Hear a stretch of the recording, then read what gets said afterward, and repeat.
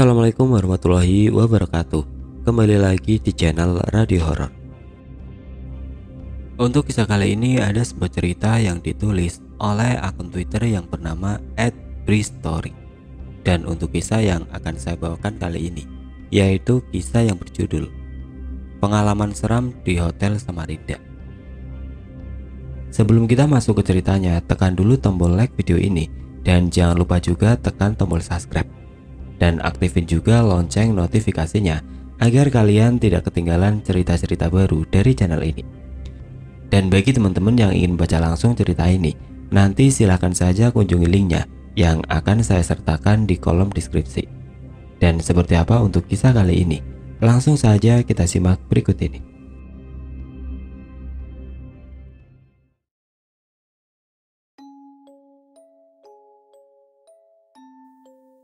Kali ini saya akan cerita tentang pengalaman seram di salah satu hotel di Samarinda dan ada hubungannya dengan wilayah hutan raya Bukit Soeharto, Kalimantan Timur. Terjadi pada tahun 2013. Saya ini orang yang paling takut ketinggian, bisa pingsan kalau harus berada di tempat tinggi. Ya, tentu saja, saya paling takut naik pesawat terbang. Tapi karena tugas kantor, dengan sangat terpaksa saya harus menggunakan pesawat untuk mencapai tujuan-tujuan luar kota. Ketika harus naik pesawat, malam sebelumnya dapat dipastikan saya nggak akan bisa tidur. Keringat dingin.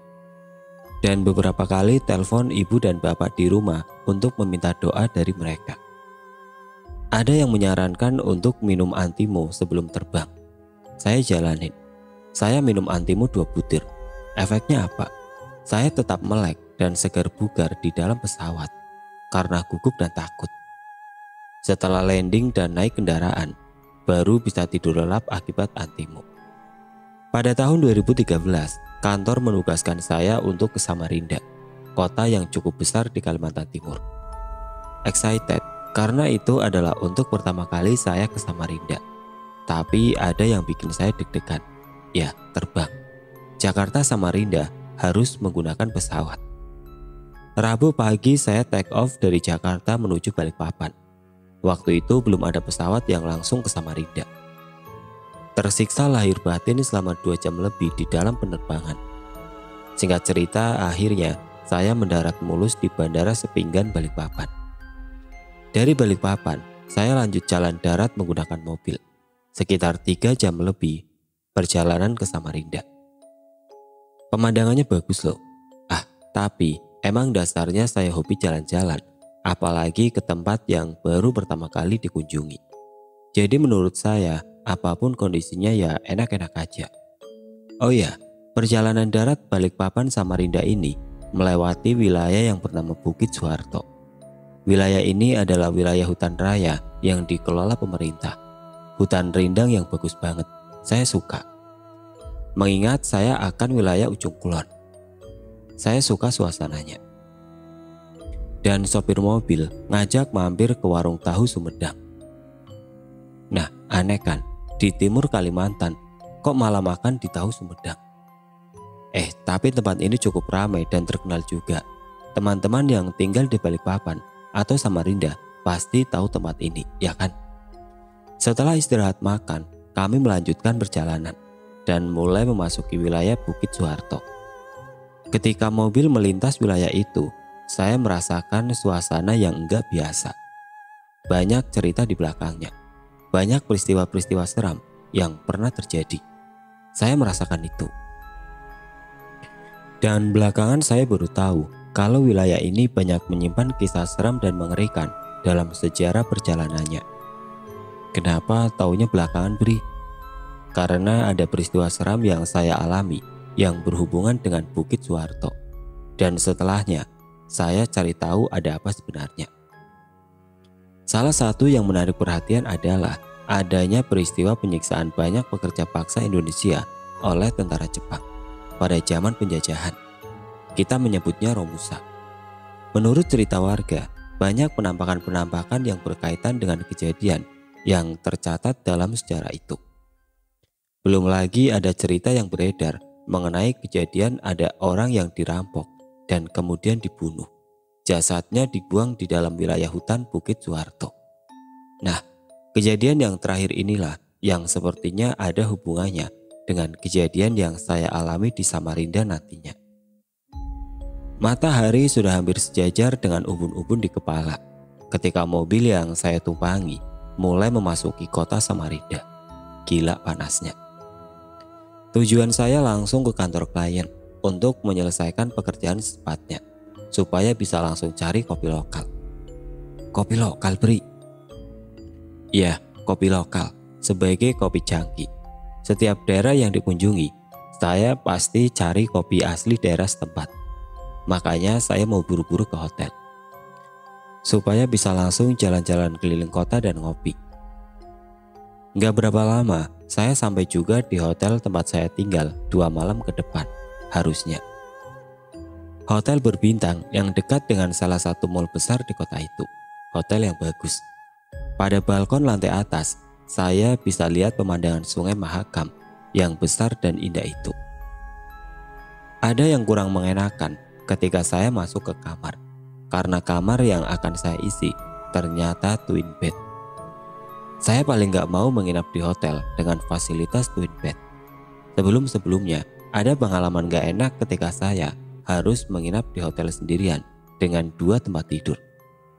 Akhirnya saya komplain ke manajemen untuk mengganti kamar dengan yang single bed. Manajemen menyanggupi untuk mengganti kamar dengan yang single bed.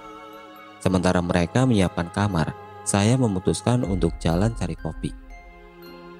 Oh ya, ada kejadian aneh ketika pertama kali masuk ke kamar yang twin bed itu. Ketika sedang di toilet, samar-samar saya mendengar ada suara laki-laki. "Tolong antar kami pulang." Begitu kira-kira suaranya. Awalnya saya pikir itu suara dari kamar sebelah. Gak ambil pusing, saya langsung cabut. Malam itu saya habiskan warawiri keliling kota untuk makan malam dan ngopi-ngopi tampan sendirian. Ya, sendirian, kasihan kan. Ada satu spot ngopi di pinggir Sungai Mahakam, tempatnya nyaman. Lupa saya namanya apa. Sekitar jam 9 malam, saya balik ke hotel. Ternyata kamar saya yang baru sudah siap, leganya. Tapi, sial, ketika saya sudah di dalam kamar, ternyata AC-nya panas alias rusak. Sekali lagi saya komplain.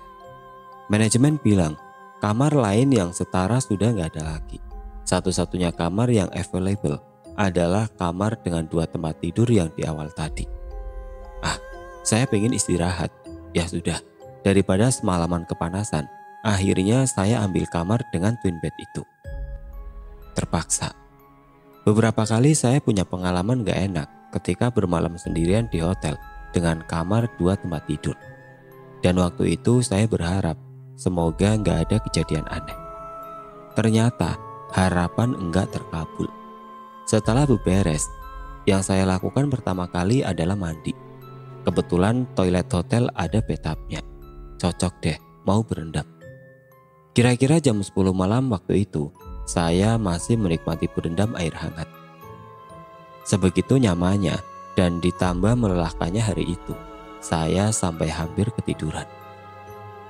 Tapi gak jadi tidur beneran, karena sekali lagi saya mendengar suara laki-laki. "Tolong antar kami pulang." Kaget, karena kali ini suara tersebut terdengar lebih jelas dari waktu pertama kali saya dengar. Dan saya yakin suara itu bukan berasal dari kamar sebelah. Terus itu suara siapa? Perasaan saya jadi gak enak. Selesai mandi, saya memutuskan untuk langsung tidur. Gak buka HP atau laptop lagi, rontok badan saya. Sesuai kebiasaan saya, TV tetap menyala dengan suara kecil.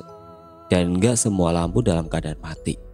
Lampu kecil di atas tempat tidur, saya biarkan menyala.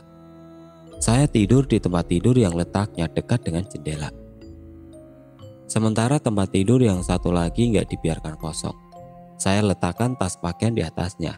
Seperti saya bilang di awal, saya trauma dengan tempat tidur kosong. Yang saya ingat, sebelum jam 12 malam, saya sudah terlelap. Di dalam tidur saya mimpi seram. Di dalam mimpi, saya didatangi 2 orang laki-laki yang wujudnya cukup menakutkan. Laki-laki pertama berpostur tinggi besar, berpakaian laki-laki normal. Tapi ada yang menyeramkan. Laki-laki ini lehernya hampir putus, darahnya bercucuran membasahi pakaiannya. Laki-laki yang kedua lebih menyeramkan lagi, dengan postur yang lebih pendek dari laki-laki pertama. Pakaian yang digunakan juga pakaian laki-laki normal. Terus apa yang aneh, Bri? Apa yang seram? Yang menyeramkan adalah laki-laki yang kedua itu berdiri tanpa kepala.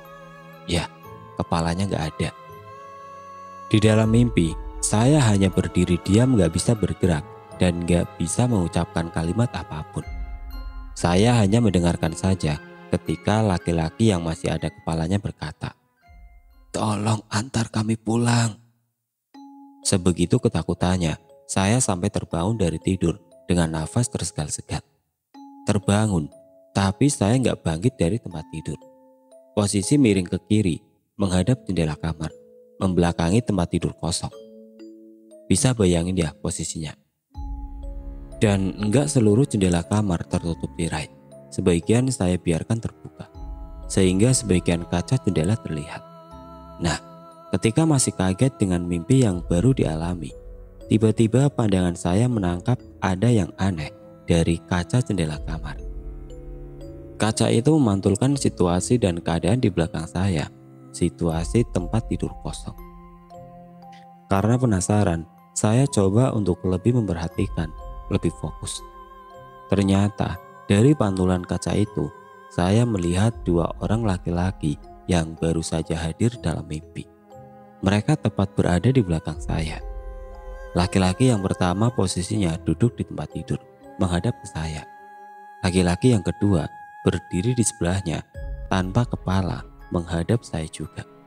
Kebayang. Saya nggak berani ngapa-ngapain. Badan gemeter ketakutan, membaca doa sebisanya. Di tengah ketakutan, saya memutuskan untuk memejamkan mata. Tapi baru beberapa menit setelah memejamkan mata, telinga kanan merasakan ada hembusan udara hangat, seperti nafas. Ada yang bernafas dekat telinga. Di tengah-tengah kekalutan, tiba-tiba sekali lagi saya mendengar suara berbisik pelan di telinga. "Tolong antar kami pulang." Beberapa detik kemudian saya sontak langsung berdiri dan memberanikan diri melihat ke arah posisi dua laki-laki itu berada. Mereka udah gak ada. Saya langsung lari keluar kamar dan duduk di balkon hotel. Setelah mulai agak tenang, saya telepon Om Denny.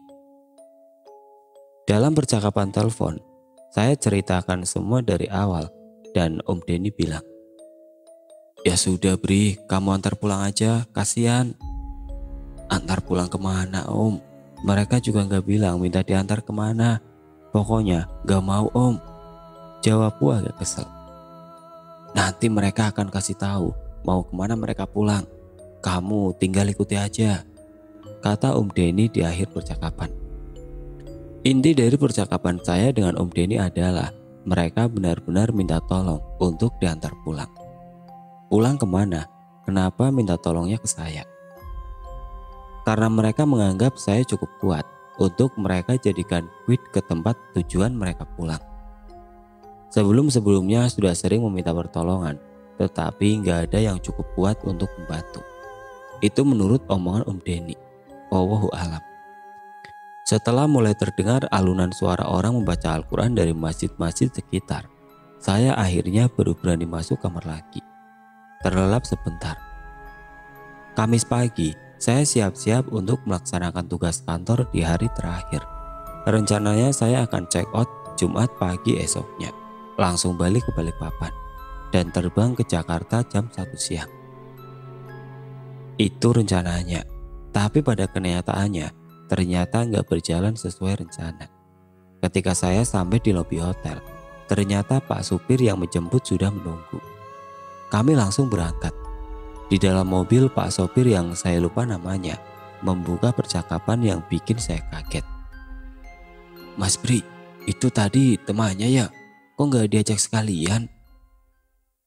"Teman yang mana Pak?" tanyaku penasaran. Tadi saya lihat Mas Bri keluar dari lift berdua dan berbincang akrab.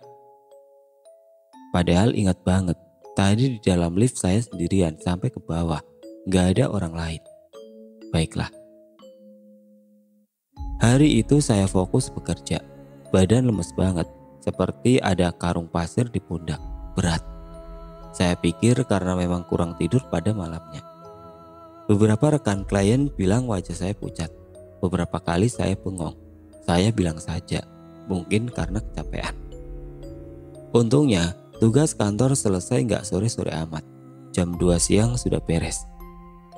Syukurlah, saya bisa balik ke hotel lebih awal dan mau bayar tidur. Sesampainya di hotel, saya langsung tepar. Terlelap tanpa sempat mandi dan ganti baju. Capek banget rasanya saat itu. Di dalam lelapnya tidur, sekali lagi saya bermimpi. Dua orang itu kembali datang dan sekali lagi juga mereka bilang, "Tolong antar kami pulang." Saya terbangun dari tidur saat menjelang maghrib. Bangun tidur badan malah terasa capek banget, buru-buru seger. Saya ngelamun bentar mikirin mereka yang berisik banget minta antar pulang. Beberapa saat lagi malam menjelang dan malam Jumat pula. Perasaan saya bilang kalau malam nanti pasti akan lebih heboh dari malam sebelumnya. Daripada tersiksa lagi semalaman, akhirnya saya memutuskan untuk check out selepas maghrib dan langsung berangkat menggunakan travel ke Balikpapan. Saya cari hotel di Balikpapan aja. Saya mau tenang. Enggak memperdulikan omongan Om Denny yang nyuruh saya untuk mengantar mereka pulang. Saya langsung berkemas dan berangkat ke Balikpapan. Bodoh amat. Untungnya saya masih dapat tempat duduk di travel tujuan Balikpapan. Walaupun dapat mobil terakhir hari itu, keberangkatan jam 10 malam. Jam 9 malam saya sudah sampai di pool travel. Hanya ada beberapa orang di dalam ruang tunggu. Mungkin karena bukan hari libur atau musim liburan, jadi jarang ada orang berpergian keluar kota. Mungkin. Mendekati jam keberangkatan, yaitu jam 10 malam, ruang tunggu semakin kosong. Hanya ada saya dan seorang laki-laki berumur 30 tahunan. Tepat jam 10 malam Pak sopir bilang mobil akan berangkat. Kami para penumpang dipersilahkan masuk. Benar saja, mobil benar kosong. Penumpang hanya 2 orang, hanya ada saya dan laki-laki yang tadi saya bilang. Saya duduk tepat di belakang kursi sopir. Kursi belakang saya kosong. Penumpang yang satu lagi duduk di deretan kursi tengah di belakang saya duduk. Perlahan mobil meninggalkan Samarinda, membelah gelapnya malam di sisi Sungai Mahakam. Badan masih capek dan berat, saya memaksa tidur. Istirahat 1-2 jam. Mungkin akan sedikit membantu. Tapi ketika akhirnya sudah mulai bisa terlelap, saya kaget dan terbangun. Ada apa, Bri? Ingatkan satu penumpang lain yang duduk di belakang. Ya, tiba-tiba dia sedikit terlihat panik dan bilang, "Pak sopir, stop Pak, stop. Saya turun di sini saja." Pak sopir langsung menghentikan kendaraan dan bertanya, "Kenapa? Gak jadi ke Balikpapan, Pak?" "Gak apa-apa, Pak, saya batal pergi," jawabnya. Posisi mobil masih sedikit di luar kota Samarinda.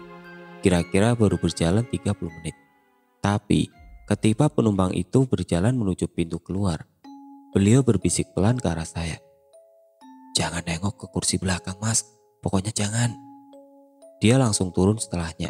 Dan akhirnya tinggal saya dan Pak sopir yang berada di dalam mobil minibus itu. Langsung banyak pertanyaan di benak saya. Kenapa nggak boleh lihat ke kursi belakang? Ada apa di kursi belakang? Kok beliau sampai memutuskan turun di tengah jalan? Ada apa?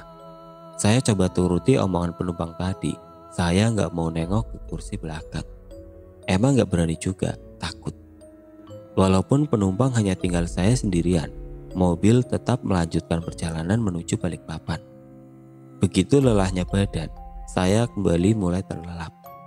Tapi gak lama, mungkin hanya sekitar 30 menit kemudian, saya kembali terbangun. "Sudah sampai mana ini, Pak?" tanyaku ke Pak sopir. "Baru saja memasuki wilayah Bukit Soeharto, Mas," jawab Pak sopir. Pantes, saya lihat kanan kiri kok gelap banget. Gak ada rumah atau bangunan. Ternyata sudah memasuki hutan raya Bukit Suharto. Waktu itu malam Jumat, suasananya sangat hening dan gelap sekali.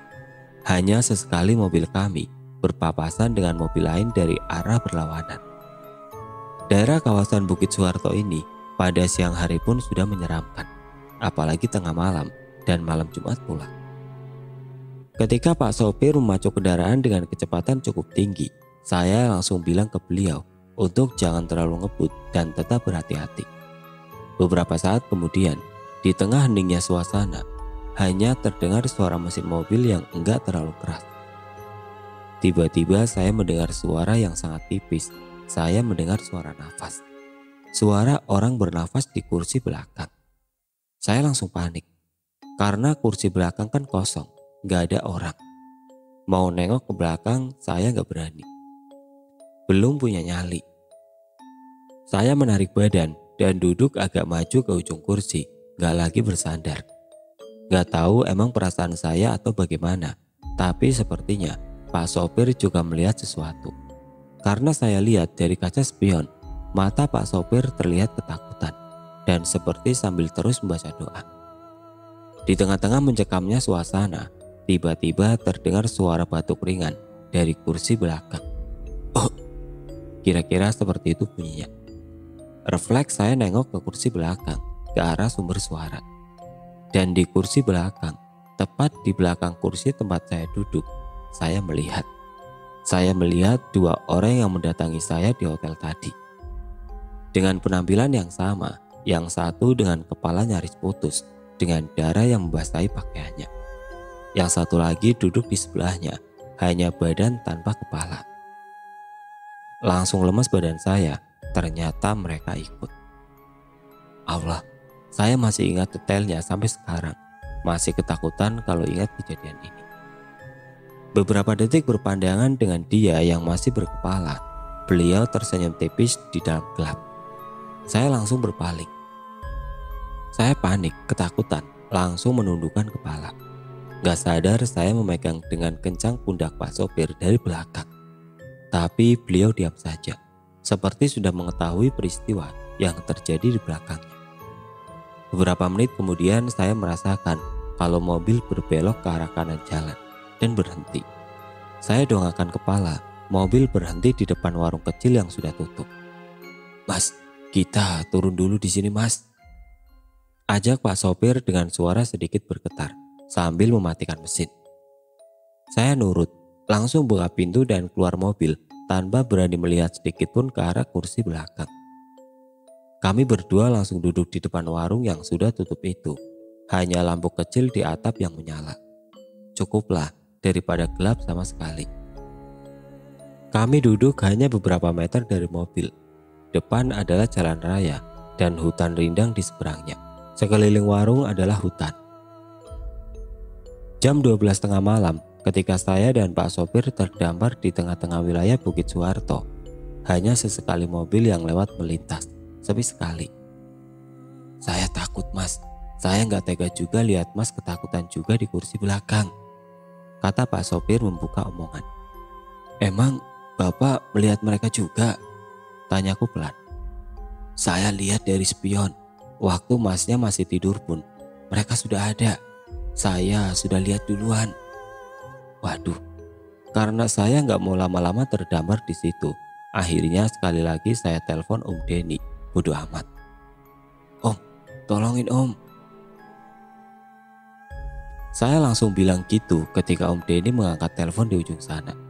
Setelah saya cerita semuanya, Om Denny malah ketawa, ngeselin. Kemudian Om Denny nyuruh untuk meletakkan HP saya di dalam mobil. Beliau mau coba berkomunikasi dengan mereka. Dengan berat hati saya turutin kemauannya. Tanpa melihat ke kursi belakang, saya letakkan HP di kursi tengah mobil. Setelah itu saya tutup pintu dan kembali ke tempat semula. Cukup lama Om Denny berkomunikasi. Saya hanya bisa menunggu dengan sabar dan penasaran. Sekitar 15 menit kemudian, tiba-tiba pintu mobil terbuka dengan sendirinya. Saya dan Pak sopir melihat dalam diam 1000 bahasa. Kemudian tiba-tiba terlihat dua orang keluar dari mobil. Orang yang tanpa kepala turun belakangan. Mereka berjalan pelan menuju jalan raya dan menyeberanginya. Saya dan Pak sopir melihat kejadian itu semua, sampai mereka berdua menghilang di rindangnya hutan raya Bukit Suharto. Setelah tenang, saya langsung ambil HP dan saya kembali bicara dengan Om Denny. Udah Bri, mereka udah pulang. Kamu gak usah takut lagi. Langsung lanjutkan perjalanan ke Balikpapan sekarang ya. Hati-hati. Itu kata Om Denny. Kira-kira apa yang Om Denny bilang ke mereka? Saya sih tahu. Saya langsung ajak Pak sopir untuk melanjutkan perjalanan menuju Balikpapan. Kali ini saya nggak mau duduk di belakang. Saya duduk di sebelah Pak sopir. Di dalam perjalanan Pak sopir cerita kalau beliau ini ternyata sudah hampir 20 tahun jadi sopir travel Balikpapan Samarinda. Jadi setiap ada kejadian heboh di Bukit Suharto, dia pasti tahu. Terus dia bilang, sekitar 1 tahun sebelumnya terjadi pembunuhan di wilayah Bukit Suharto. Ada mobil yang dirampok. Seorang penumpang dan sopirnya dibunuh. Salah satunya ada yang kepalanya dipenggal sampai putus. Sebelum dibunuh, korban menginap di hotel tempat saya menginap di Samarinda itu. Tanpa pernah check out karena keburu meninggal. Kira-kira begitu cerita dari Pak sopir. Entahlah kalau mengenai kebenarannya, saya nggak tahu. Sesampainya di Balikpapan, saya langsung menginap dan beristirahat dengan aman dan tentram di hotel dekat Bandara Sepinggan. Besok paginya, saya pulang ke Jakarta. Perjalanan yang menegangkan.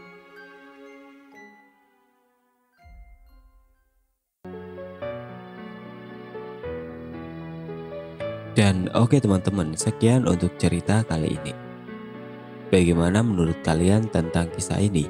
Tulis komentar kalian di kolom komentar. Dan bagi teman-teman yang baru bergabung, jangan lupa untuk like, komen, share, serta subscribe channel ini. Dan nantikan kisah-kisah horor berikutnya tetap di channel Radio Horor. Wassalamualaikum warahmatullahi wabarakatuh.